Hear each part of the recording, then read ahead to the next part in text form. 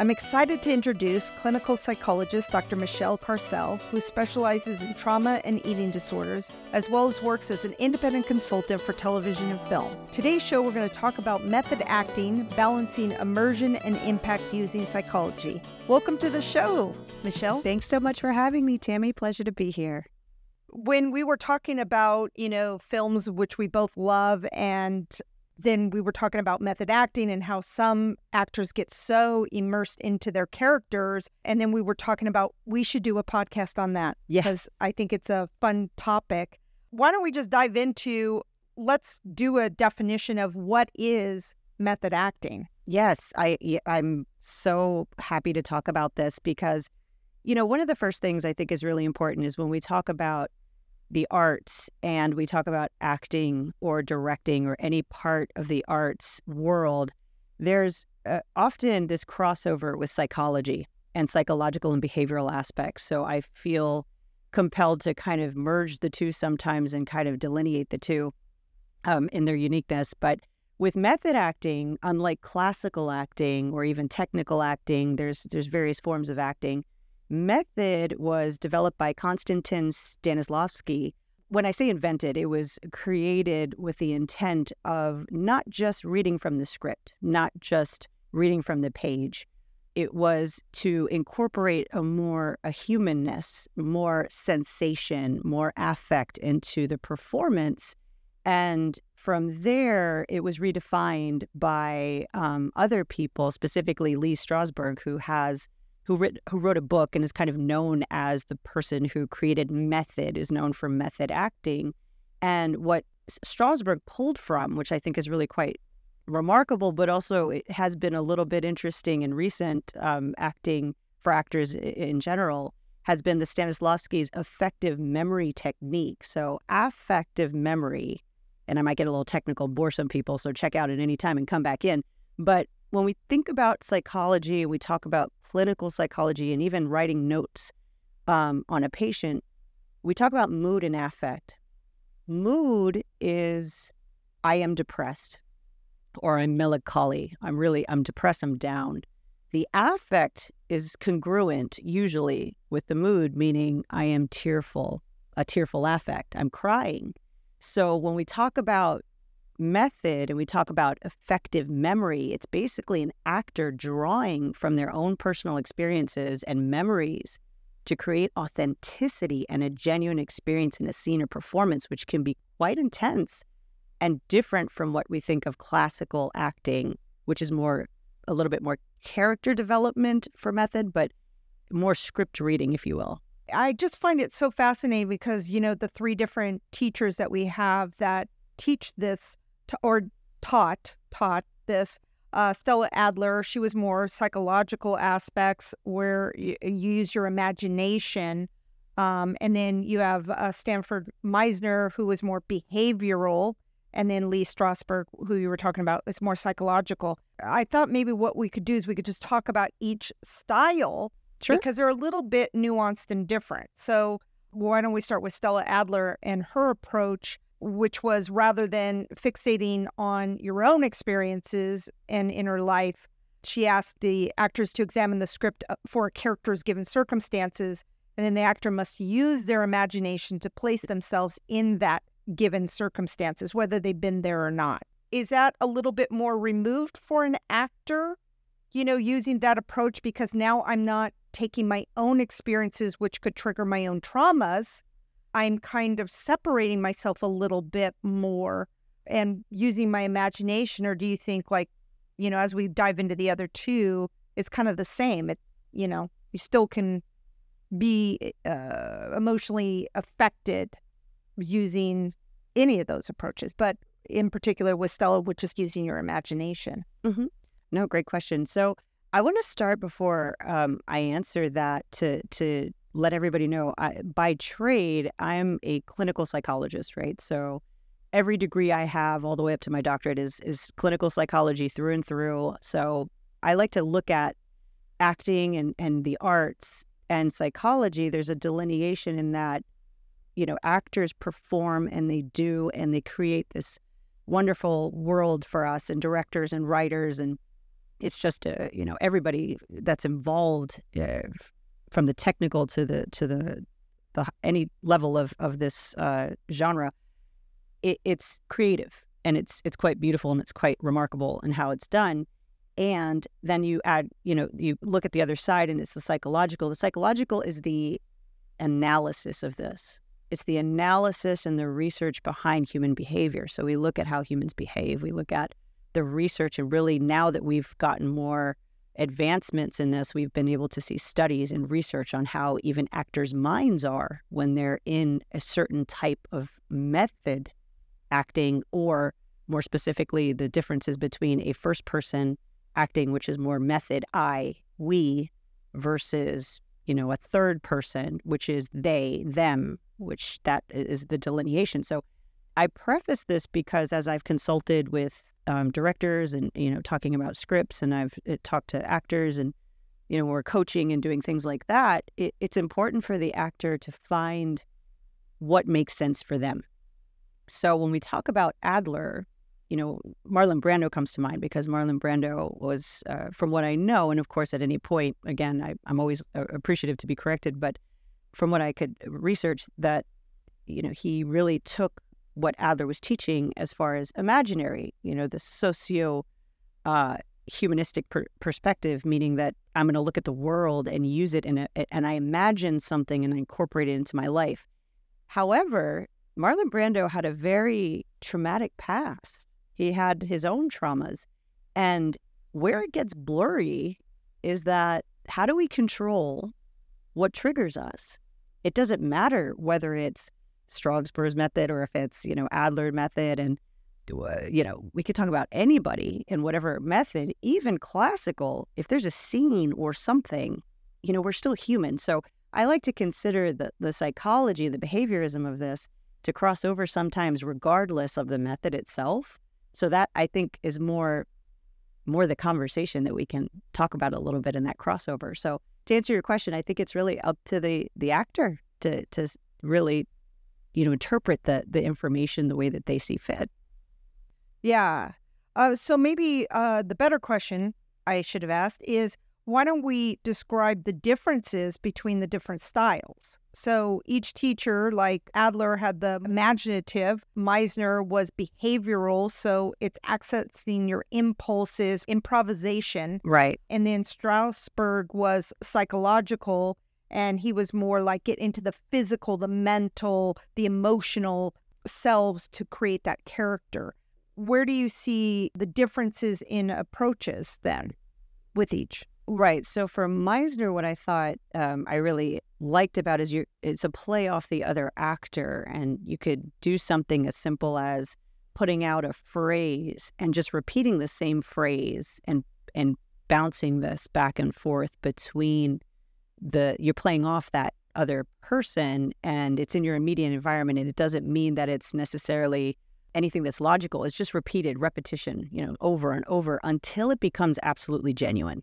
So if it's, my jacket is gray, my jacket is gray, my jacket is gray, and we bounce this back until it's not even, it's rote, it's as simple as breathing.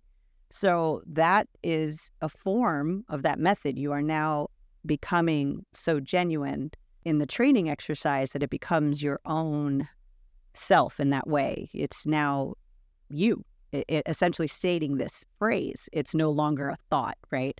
So I think I kind of like that for Meisner. And again, for Adler, I think going into that imaginary perspective and, trying to say, okay, this is, what would this person do, and how do I draw from myself to think about what this person's doing and make it my own, is just another technique, right? So it becomes more of that. And then, Strasberg talking about, and if I ever pronounce these names wrong, I tend to try to correct myself, but what he was doing was, and this is where it gets a little interesting. So when we talk about what method is, with Strasberg is more sensations, right? So the goal was to talk and experience and talk about a real life thing that you experienced, but then you basically feel the sensation in your body. So sometimes it's to, take the clean slate of, hey, I'm going to clean slate it right now, and then I'm going to think about this thing,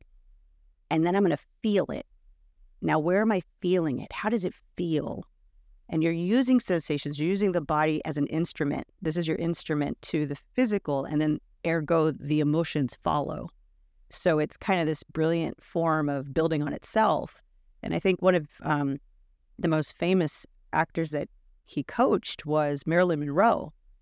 And it was fascinating to kind of see her development through this method and how it just became a natural, in-tuned thing, to the point where you could really tell a difference in the style from when she first started to her later movies like Some Like It Hot and things like that. So yeah, so I think each style has its own form, but it all falls again in this different type, this method that we teach, or people teach now. Well, and I think it's just so fascinating because, there's the term personality actor and then character actor. And character, I always think, is the method actor, whereas a personality is actors that they're pretty much the same in most of the roles that they play, because then you start to think that's probably just who they are. But a character actor, you really have to embody it. And when you were kind of describing all three of the styles, I was just thinking, wow, they're all unique in a different way of approaching it, but they're all, especially if you're playing a person, a real life person, you're trying to be them. Whereas somebody else, like you're just playing a role, then you're thinking, well, who is this person?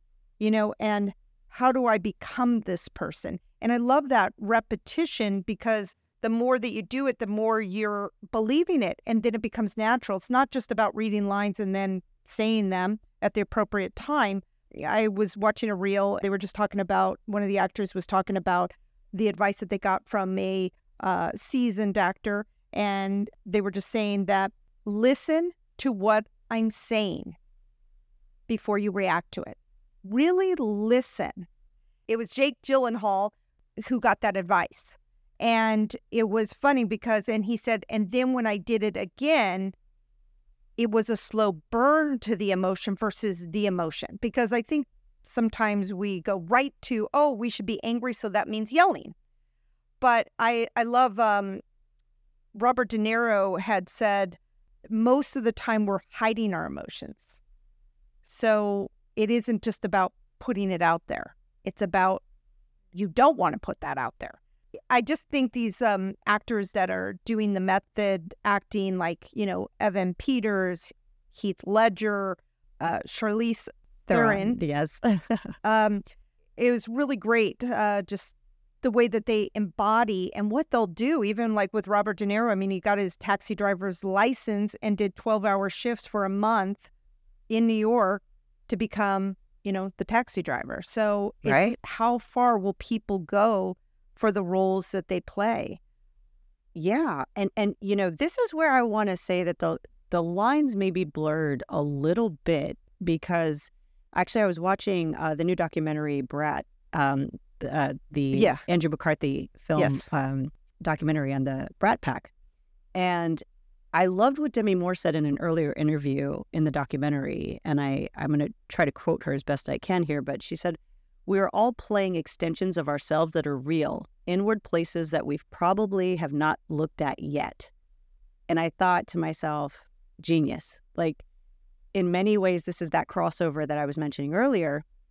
And, to talk a little bit about where I found my own research. And again, by trade, I am a clinical psychologist. So if anybody finds something, or, one of the beauties of being a behavioral scientist or a scientist in general is I am always looking for information, right? So, research, whatever that is, or correction. But from what I could find and for what I've read and the research that I did personally, and from the people that I've worked with in the field, method does not tell you anywhere to become the character day in, day out. As a matter of fact, people like Robert Pattinson says, I have to check out. I can't stay in this. And Evan Peters, who I adore from American Horror Story, I love that you brought him up. When he played Jeffrey Dahmer, I mean, he had to take a break after because it was so intense. So part of where, and he didn't do what you're describing, from what I know, I could be wrong, but what he didn't do what some of these other method actors are doing, where they immerse themselves. Daniel Day-Lewis is famous for this. Yes. So I think Sally Field said it best when she said, "I never met Daniel Day-Lewis on the set of Abraham Lincoln. Right. I never met him. He was always Abraham Lincoln." So, that's not required. But some people, some actors, find that this is how they get immersed into it. They live it and breathe it. And this is where I was saying earlier, too, the art is up to the artist. So we can teach multiple things in art various ways, but what makes a Picasso better than a Van Gogh, better than a Monet? Nothing. It's all beautiful. It's just how you interpret it and how you go from there. And what I found fascinating is that method itself, in no way that I could find, ever suggested, oh, no, you have to be the character day in, day out. It's that these actors have chosen that, especially, I think most famously recently is Jared Leto as Joker, and that he didn't break character. I think Will Smith said the same thing that Sally Field said about Daniel Day-Lewis, but he's like, yeah, he was Joker the whole time. And that's interesting, because now we get into some psychological situations or effects that it's more of a curiosity than anything else. Right. So on that, what are the psychological, impacts of method acting on actors? I mean, what? Yeah, no, of course. So I like the way Mark Stetton said it. He's called it post-dramatic stress instead of post-traumatic, right, with the T. So post-dramatic with the D, stress. And I thought that was brilliant. The problem becomes when we encompass and take on a character, there's psychological components that we have to be cautious of. So I'm going to use a type of therapy, just to give an example. There's a type of therapy that's called internal family systems, and it's basically with work with eating disorders and trauma, which both of those are part of my specialization. And it was created in the 1980s by Dr. Richard Schwartz. And the purpose of this type of therapy was basically he was hearing from a lot of his patients, part of me feels this, a part of me feels that. And there was a conflict within the self, parts that we all have. And everybody says this, right? And, part of me wants to do this, another part of me wants to do that. I'm conflicted, right? So this adaptation into the therapy process is there are multiple parts to us. And where it gets a little concerning is not that we cannot evolve to know all of our parts. It's that if we don't know all of our parts, we can become re-traumatized, or we can be bringing up a part of us that we've compartmentalized or suppressed. And that can be very concerning. That can take it to a whole nother level. And I'll give an example of this. I think it's important to bring in the research. There was a groundbreaking research that was done with a fMRI study by Brown, Cockett, and Juan in 2019. And this study basically looked at fictional first-person actors. They were, for all intents and purposes, in the using method acting. And what they found is when they were using Romeo and Juliet as the characters that they were embodying, and they used the fMRI, and what they had found in this research was that there was I'm going to get technical for a second, so if you lose anybody, that's okay. I'm going to make it simple, but just to get technical for a second, there was a deactivation in the cortical midline of the dorsolateral prefrontal cortex. Now, what I mean by that is there's a part of our brain, we call it the executive center of our brain, it's the front of the brain, the dorsolateral prefrontal cortex, and also the dorsal medial and ventromedial. These parts of the brain is what essentially creates our personality. It's essentially what makes us us. So in twin studies, and this is sad, but it's part of our history, in the past, when twins were separated in various countries, various parts of the world, and one twin would have one experience and another twin would have another experience, identical twins, all genetically the same, we would find differences in how they reacted, behaved, who they were, essentially. So this is where the nature-nurture debate comes in. A lot of nurture, matters. And when we talk about acting, I like to refer to this study because I think it really is essential that we can lose ourself. And that's essentially what the study found, is if you encompass a part of yourself, or you connect, or you're not fully aware of your own parts, so to speak, you could re-traumatize yourself without even knowing it. by losing your identity or parts of your identity into a character. And that can be really detrimental to someone. And that's really tough to come back from. Yeah. Mm-hmm. So how can actors who embody the roles, and that's just the way they're going to do it, Mm-hmm. how can they do that more healthily?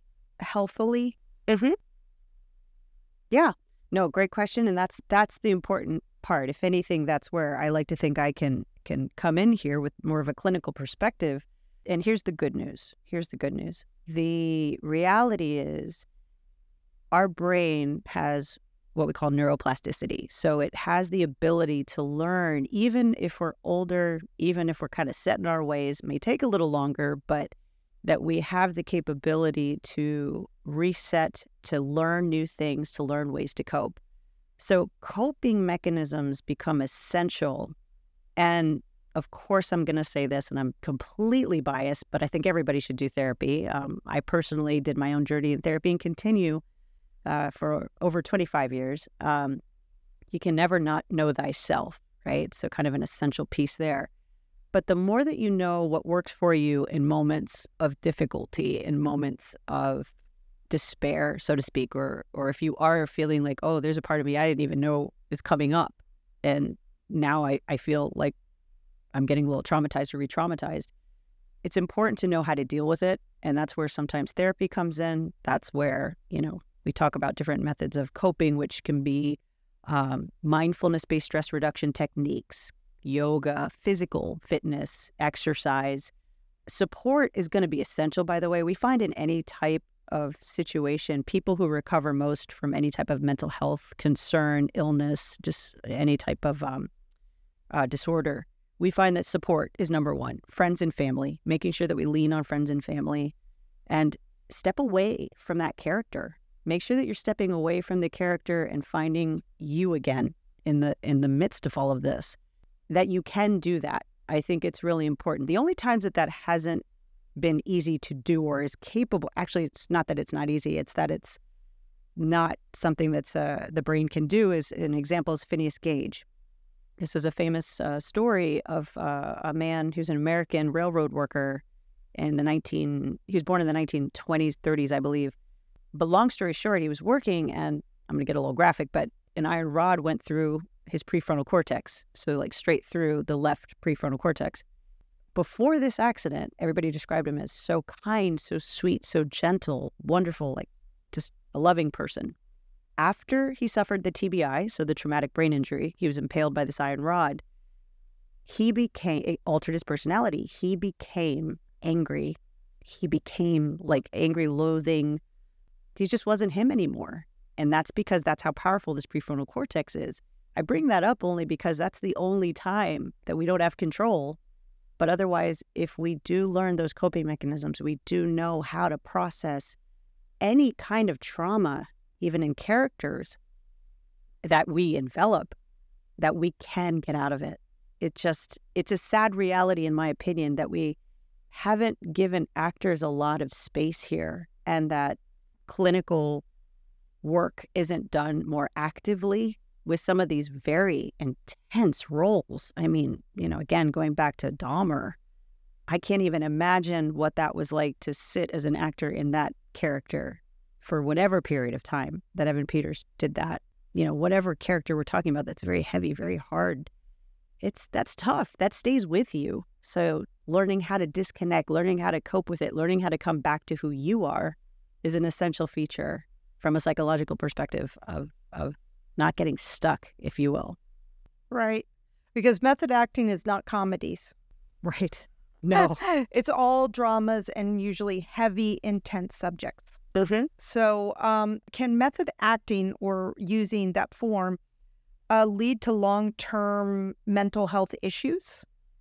You know what's interesting? I actually found research on this. This was Andreas Hyman, Strauss, and Davidson in 2007. They did a research study how actually method acting helps clinicians like myself, psychologists and clinicians and therapists, because method acting, again, was not meant for us to envelop or to be this character the whole time.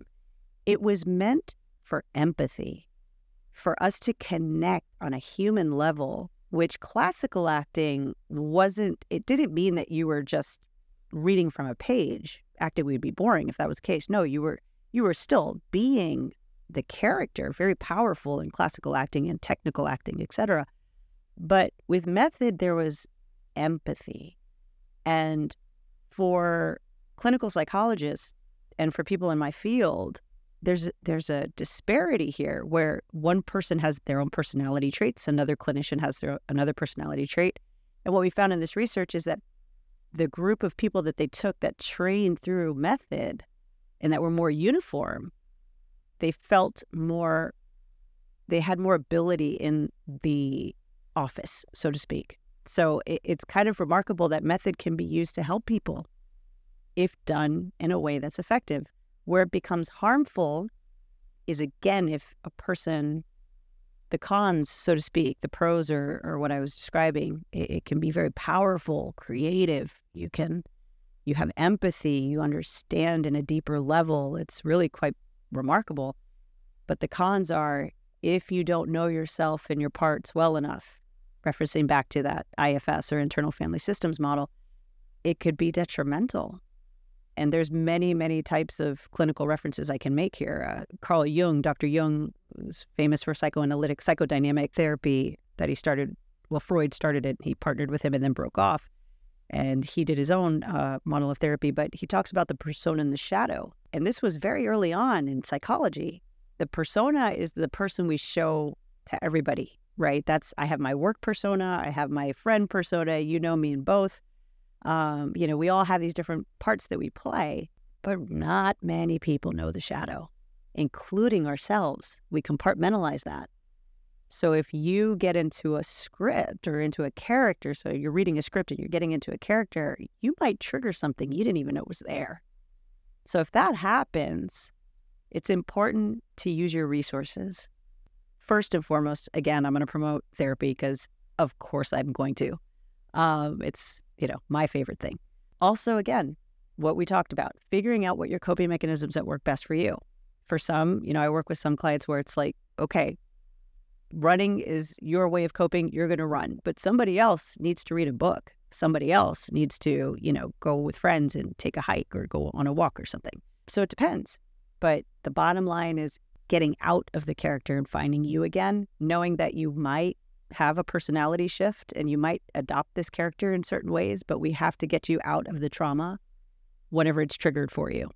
And not using drugs and alcohol to get out. Right. So no maladaptive coping. So when we talk about coping, there's maladaptive unhealthy coping, and then there's adaptive healthy. Maladaptive is what we know. So these are those firefighters, as we talk in this IFS model. This is what puts out the fire in our mind. I'm going to go drink. I'm going to go do drugs. I'm going to numb it. Numb. That's not good. Eating disorders, sex addiction, gambling. This is putting a Band-Aid on a surgical wound. It's not going to work long term. It might get you out of it for a minute, or it might even exacerbate your symptoms. That's where the harder work is, more facing it in the short term to heal in the long term. Yeah. So how does immersing oneself in a character potentially affect the actor's personal identity and sense of self? Of course. Yeah. So depending on the character that one's portraying, a lot of times I'll reference the shadow because I think that persona shadow is just an easy reference. A lot of us don't like our shadow. A lot of us tend to, oh no, I would never, kill somebody. Well, if you had to defend your family or protect your kid, maybe you would. And it's scary to think like that. And it's scary to open up to such vulnerabilities, to really embrace every part of us and every facet of us that, we try to hide away and feel shame, versus recognizing that we're all just human. And that if we're feeling shame about something, maybe let's talk about it. Let's figure out what that is in a non-judgmental way, in a curiosity format. But we don't tend to do that. We tend to hide it, quiet. Nope, nobody's going to know that. And that's okay to an extent as long as you know it, right? You know it's there. And if it's triggered, here again, we got to figure out how to deal, how to cope, how to process effectively versus in an unhealthy way. So to kind of come full circle, I think, I always come back to, ironically enough, method acting is about empathy and being a little deeper with the character. Well, let's do that with ourselves too. Right. Yeah. And it almost seems like if somebody's going into such an intense role where they're immersing themselves in the role, probably be advantageous for them to be doing therapy while they're in the role, because at least they have somebody they can talk it out through the time, versus I think what happens is a lot of times these actors isolate themselves within the character and don't let anybody in. Mm-hmm. Right. Which then can be more detrimental in the getting out. Right. And here's where I don't want to speculate. Unfortunately, there's been a lot of situations where I think of Heath Ledger, where for his part in Joker, where he basically was completely isolated for a month, just really immersing himself in the character. And then, his unfortunate passing after the conclusion of Dark Knight. So, but here's the thing. We don't know what we don't know. So what was there a history prior to that movie, or was it, that he was triggered? We don't know all the details. I think also of Marilyn Monroe, who studied, as I was saying earlier, with Lee Strasberg, and, studied method in that way. And he actually recommended that she go to therapy and that she do some therapeutic work herself. However, there's controversy around her passing. So is it that this is a tortured artist and they are tortured because of method and they've taken it so far? Or is it that we are drawn to the art and that we immerse ourselves because we're feeling it and we don't know our limitations? Or is it something else, right? So this is where it gets very subjective, and I can't answer it. That's where the therapy with somebody individually comes in. That would be up to the person to tell me through our journey into the psyche.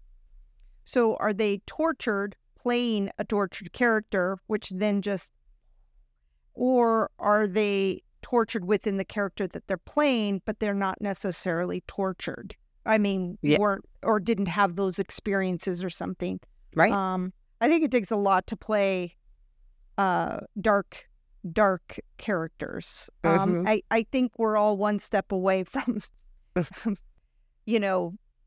that mindset. I mean, I think if you put yourself in it, I think we're all scared of that dark, the shadow, I think we're all capable, like you said, of killing somebody based on the circumstances. Maybe Mm-hmm. we're not thinking every day, I'd like to do that, but more so that, look, if you did something to my family, I don't know what would come out of me, kind of thing. I was wondering, are there some strategies that method actors could use to maintain healthy boundaries between their character and real life? Absolutely. So that's a great question. So one of my favorite things to do, I'm talking a little bit from clinical perspectives, and I'm pulling from evidence-based practice, meaning that there's different theories. So personally in my practice, I like to customize. So I'm trained in various theories, various evidence-based treatments and different protocols. So it depends on the person that I'm working with. So for somebody, from one person, they might gravitate more towards talk therapy, and that's great. And that could work. And I also like to use a lot of skill-based work. So for example, cognitive behavioral therapy really focuses on our thoughts and brings some separation from the character to who we are. So for example, if you're playing Dahmer and you're really immersing yourself and it gets really, oh my gosh, this is like a lot. Okay, well, let me take a second to step back and do some what we call metacognition, which is thinking about our thoughts, right? What am I thinking that's causing me to feel this intense? It gives us a little bit of a separation and gives us a chance to breathe. Now, I will say this. Again, I recommend working with a psychologist or a therapist to do this kind of work, because it's hard to do this without understanding it conceptually and without, having that. But that's one of my personal favorites, is using CBT, cognitive behavioral work. But also, again, mindfulness-based stress reduction, things that relax you, sensation. So a lot like the method of learning sensations, to be intense in a scene, what are the sensations that calm you down? What are the things that help you relax and activate the parasympathetic nervous system versus our sympathetic, which is the anxious fight or flight or freeze in some cases? We want to learn what works for us in that way. So personally, I'm a fan of diaphragmatic breathing, so deep breathing exercises. Physical activity to me is fantastic because it creates a chemical change. Our brain is basically chemical. It has a lot of people, we don't think about it that way, but there's chemistry here. There's it's electricity. There's things happening up there. So if we're able to do something with the body, it translates to the mind. So that can be a form of doing that. And again, here's the crossover. This is part of method acting too. So you're switching from one thing to another in a healthy way.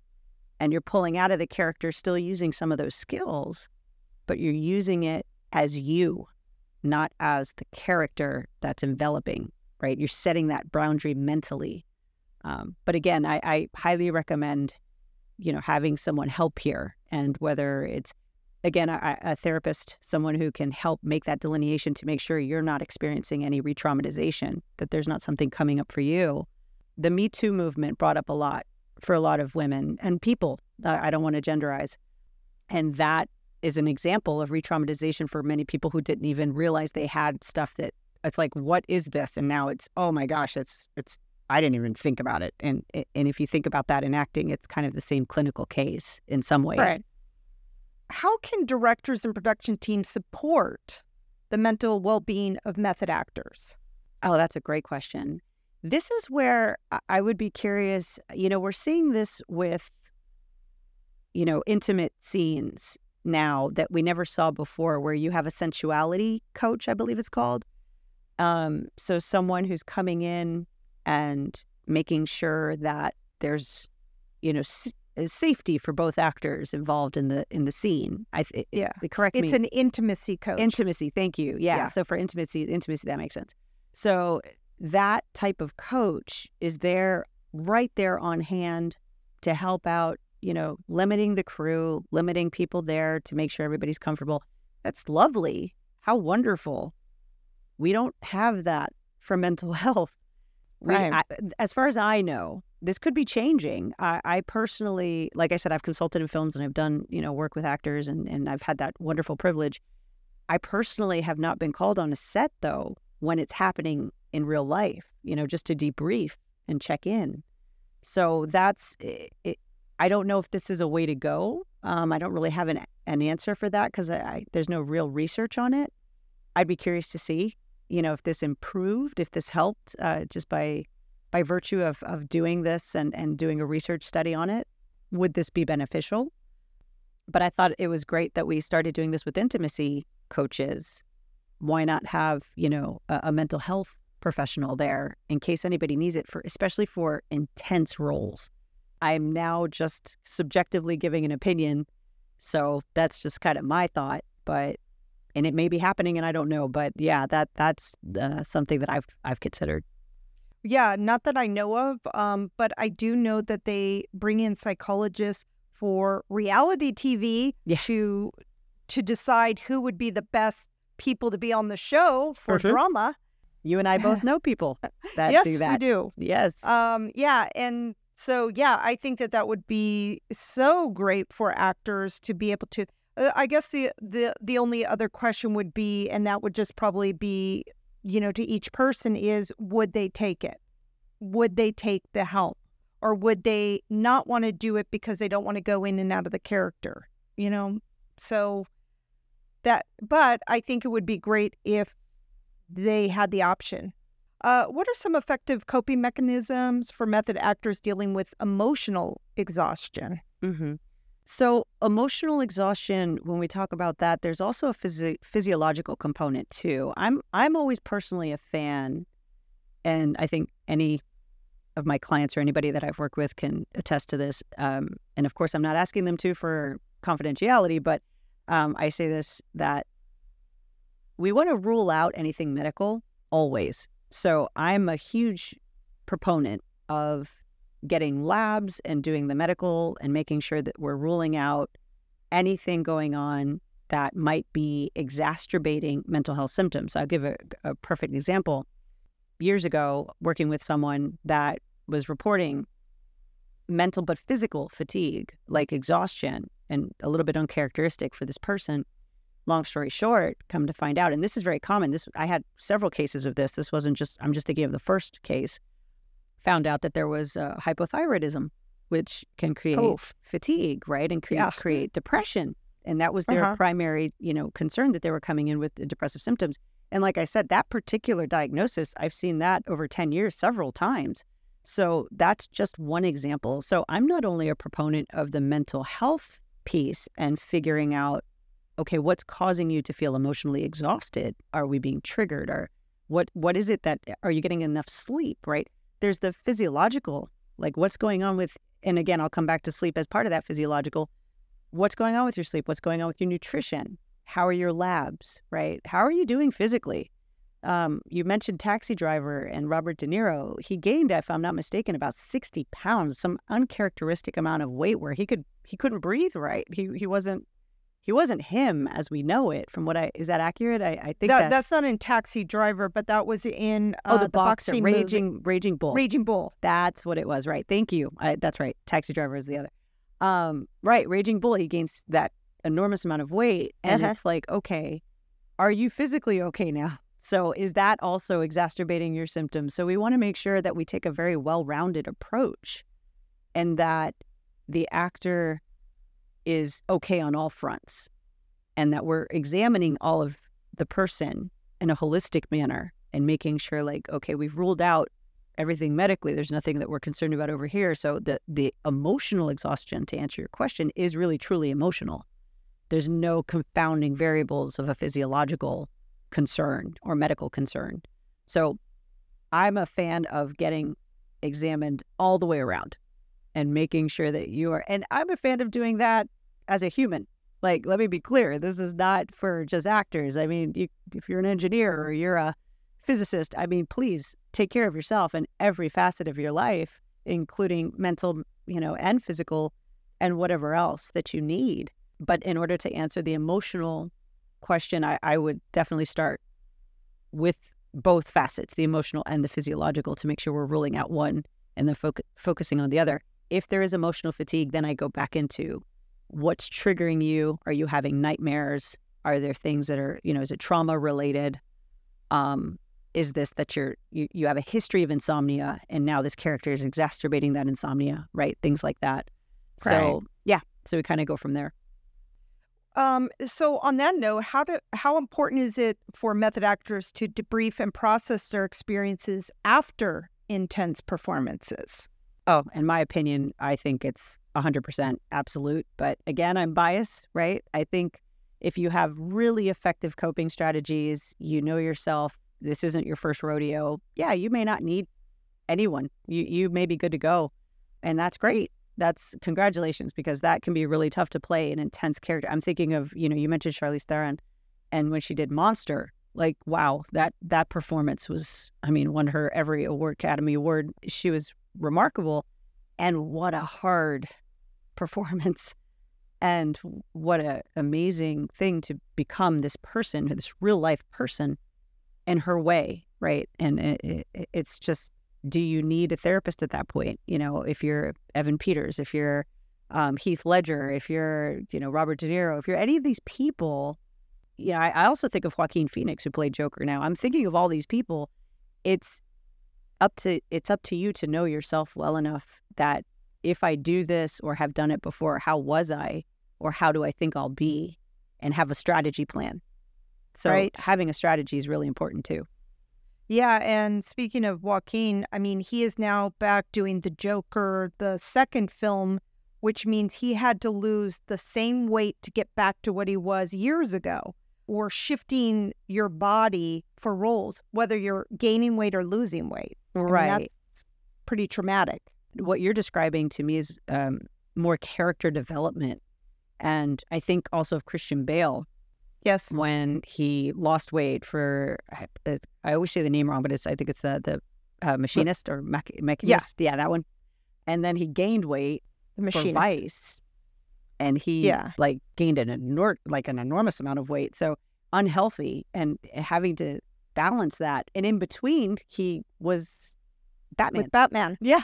So in between, he's He had Batman. to pump up. Yeah. He went from all these different sizes. You know, that's character development. A lot of people confuse that, by the way, with method. Method does not suggest that you change your body in that way. It suggests that you use sensations of your body to guide, right? So I think that's good to kind of bring it full circle, that character development and character process is different in that way. Like, this is what they need to do for the role or choose to do. Now, some actors put on suits, or they choose to decline a role for if they have to do that kind of dramatic shift in their bodies. Some don't. So that's, again, preference. Yeah, I would think as you get older, it might be harder to lose or gain that weight, you know, than when you're younger. I think you could probably bounce back quicker than as you get older to doing that kind of stuff. And it's really hard on the body, and making sure that you are doing it in a healthy way where you're not depleting yourself of the nutrients that you need. And, you know, but again, that's probably another show. Yeah. Is there any, in closing, what advice would you give to an actor considering this method of acting? Yeah, I was thinking about that actually before our talk today. And, you know, I was looking at actors that didn't take formal training or formal acting training. And I mean, there's some remarkable people on that list. I wasn't aware of Tom Cruise being on that list, but, you know, Jennifer Lawrence, you know, I could go on and on with this, but like, there's a lot of remarkable actors that didn't have this formal training. And I think Joaquin Phoenix is another one. Actually, it's going to come to me as I'm speaking. But at the end of the day, when you are considering going into a role like this, I find that it's helpful. I don't think it's important. And the reason I bring up people who don't have formal training in that way is you could still do and create your craft however you feel and choose to do it. But I do find that education helps.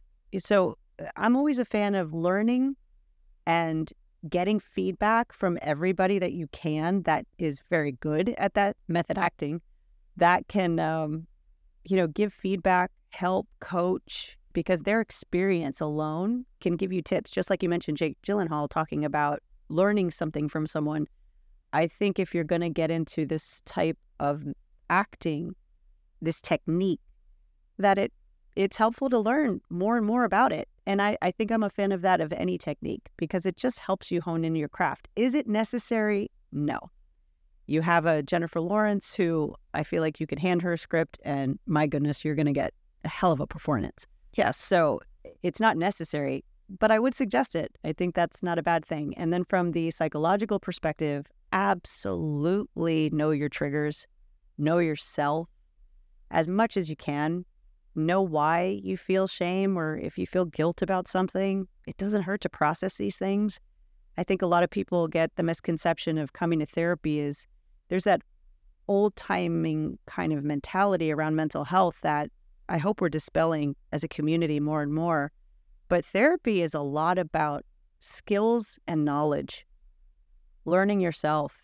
And yes, there's hard emotions, but if you can learn that, if you can learn how to dive into that and come back out and really feel fear or feel, you know, shame and guilt, and learn that it's maybe sometimes default or distorted thinking, it's not our default, it's just what we were taught, that it helps. It just helps to make us better in general, and ergo better at our craft, or better at your craft as an actor. So, and I would say the same for directing. I would say the same for writing. I would say the same for pretty much anything. So I think, yeah, that would be my advice. Just, you know, getting that education about yourself and about the craft and the technique, and going from there, and have fun and enjoy the deep dives, and know that you can get out. If a director was wanting to hire you onto a set because you've worked on sets before, how do you work with directors? How do you work with the actors? What does that look like, bringing a psychologist on for help? Yeah, great question. So a big piece of what we do is somewhat technical. So part of it can be a description of what a person with a certain disorder might look like. So, for example, with one of the films I consulted on, the character had suffered from an alcoholic disorder, so a substance abuse disorder, and the presentation, what would happen if, right? So there's a perspective of what do they look like, how do they sound, and of course we see characters that are intoxicated all the time, but what is like the mental health aspect of it? Like, how does this portray or how does this carry over? And again, kind of bringing that character development piece to it from a mental health perspective. If someone has a psychotic disorder, if they suffer from schizoaffective or schizophrenia or bipolar disorder with psychotic features, like these kind of things, that's where I would come in and give a technical description, but also I would see how they're portraying it and make corrections based on a clinical perspective, an observational clinical perspective. It's not too far off from just the techniques, but the technicalities of some of these things. For example, there's crossover. I'll give an example. Personality disorders, which used to be categorized differently, and our current DSM, our diagnostic manual that we use in order to characterize disorders, it's changed and it's had an evolution over the years, as it should, as we're continuously doing research and observing. And again, I'm not a fan of labeling. However, we do find crossover. So somebody, for example, who has traits or meets the criteria for antisocial personality disorder, this is someone who is a Ted Bundy in the extreme. That is the 0.3 to 0.8 of the population. Thank goodness it's a very low number, but these are, your serial killers. These are people that can be very, in the extreme, right?